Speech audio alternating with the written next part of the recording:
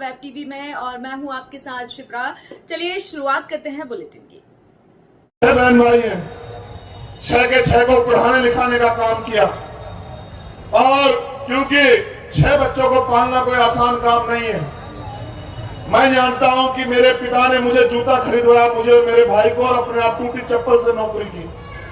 मेरे पिताजी 40 kilometre cycle चला के जाते थे कि हमारे पेट में रोटी आ सके। मेरी मां पशु पालती थी, आज भी हमारे लोग पालते हैं गांव देहात में। खेत से जाके घास लाती थी। मैं जब स्कूल से आता तो खेत पे जाता, घास की गठरी उठा के लाता, फिर उसको मशीन में काटता। मेरी मां उसे उस दूध को बेच के हमारे लिए खर्चा जुटाती। मैंने गरीबी देखी, धीरे धीरे बड़े होते गए। एक समय आया,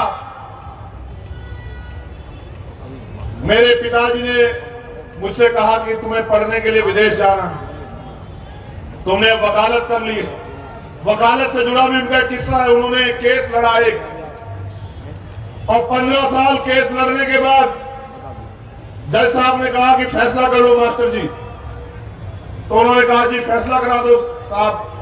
तो उन्होंने कहा 5,000 रुपए में फैसला कर लो। मेरे पिताजी के 25,000 रुपए किसी को उधार थे, वो बेईमान हो गया।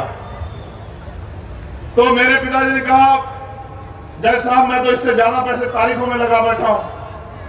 तो उन्होंने रोते हुए जज साहब से कहा कि यहां अदालतों में न्याय नहीं होता है, यहां न्याय जज बदलता है, तारीख बदलती है, हमारे जैसे लोग चप्पल घिसते रहते हैं। मैंने अपने बच्चों का हिस्सा काट के इसको उधार दिया था पूरे समय में। तो मेरे पिताजी ने मुझसे कहा कि तुम्हें जज बनना है, तुम्हें न्याय करना है, न्याय। इसलिए मैंने लॉ की। फिर मेरे पिताजी ने कहा कि तुम्हें पढ़ने के लिए विदेश जाना है, क्योंकि बाबा साहब विदेश में पढ़ने गए। तुम्हें LLM और आगे की पढ़ाई।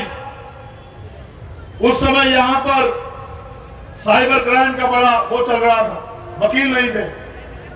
तो मेरे भैया विदेश में रहते हैं, उन्होंने ताऊजी के बेटे, उन्होंने कहा उनसे कि मैं बात कर रहा हूं, तुम्हें जाना विदेश पढ़ने के लिए, और फिर तुम्हारी इच्छा हो तो चाहे वहीं रह जाना और चाहे यहां आ जाना, क्योंकि मैं चाहता हूं कि हमारे लोग जुडिशरी में जाए और न्याय करें, क्योंकि हमारे लोगों को न्याय नहीं मिलता। मेरी बात पर गौर करना, ये कहानी आपकी भी हो सकती है। अचानक से मेरे पिताजी बीमार हुए तो डॉक्टर ने कहा उनको कैंसर। मैं उनको लेके दिल्ली के सबसे बड़े अस्पताल एम्स गया, और 2 दिन तक मेरे पिताजी फर्श पर लेटे रहे, क्योंकि वहां स्ट्रेचर की व्यवस्था भी नहीं थी। जिस आदमी को मैंने अपना, जो मेरा हीरो था, जिसको कभी मैंने झुकते नहीं देखा, जिसके आगे अगर मैंने कोई मांग कर दी तो उसने कहां से पूरी की मुझे नहीं पता, उन्होंने पूरी की। उस आदमी को मैंने पल पल मरते देखा। और फिर एक दिन आया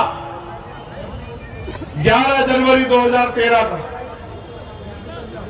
बेहतर इलाज न मिलने के कारण मैंने अपने पिता को, मेरे हाथों में मेरे पिता ने दम तोड़ दिया।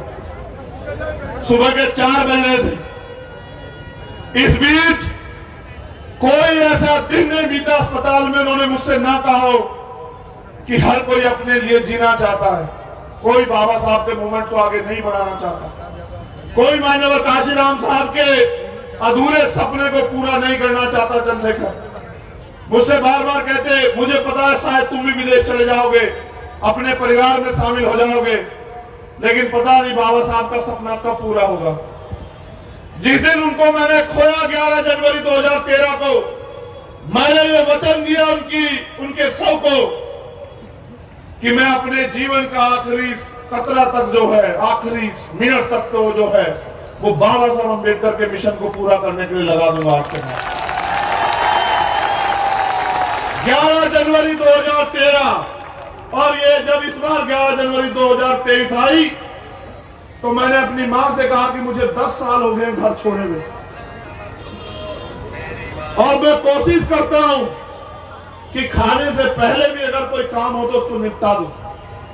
लेकिन सम्मानित साथियों, जैसा मैंने आपको बताया, इस 10 साल में मैंने हजारों लड़ाई लड़ी होंगी और मेरे साथ मेरी ताकत के रूप में भीम आर्मी के एक कार्यकर्ता ने, चाहे वो पूरे देश में कहीं हो, उन्होंने वो जमीनी लड़ाई लड़के दिखाया जिन युवाओं को ये कहा जाता था कि युवा ना समझ होते हैं, युवाओं में लड़कपन होता, युवा जिम्मेदार नहीं होते।